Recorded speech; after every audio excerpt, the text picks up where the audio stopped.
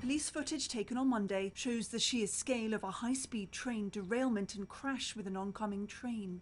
Dozens of people were killed and over 100 injured on Sunday, making it one of the worst railway accidents in Europe in 80 years. Experts probing the cause of the accident found a broken joint on the rails, according to a source briefed on initial investigations into the disaster. Technicians on site analysing the rails identified some wear on the joint between sections of the rail, known as a fishplate, which they said showed the fault had been there for some time, the source said.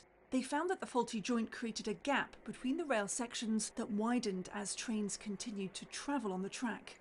Earlier, Spain's Transport Minister Oscar Puente said a derailment on a well-maintained stretch of track was tremendously strange and had confounded experts. Anna survived the crash along with her sister. Some people were fine and others were really bad. And we had them in front of us and you could see them dying and you could do nothing. I was on this side and I started to go up and I thought it wasn't normal. I travel a lot by train. That's where I looked at my sister. I looked for her and it's the last moment I remember before it all went dark. Suddenly I only heard yelling.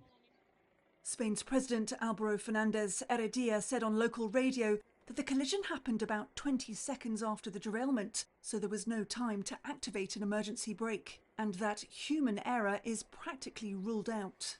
While Spanish Prime Minister Pedro Sánchez vowed absolute transparency in the train crash investigation.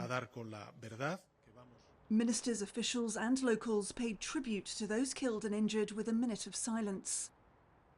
Problems with infrastructure on that stretch of track, from signalling failures to issues with overhead power lines, have caused delays to high-speed trains 10 times since 2022. That's according to a Reuters review of state-owned rail infrastructure administrator Adif's X account.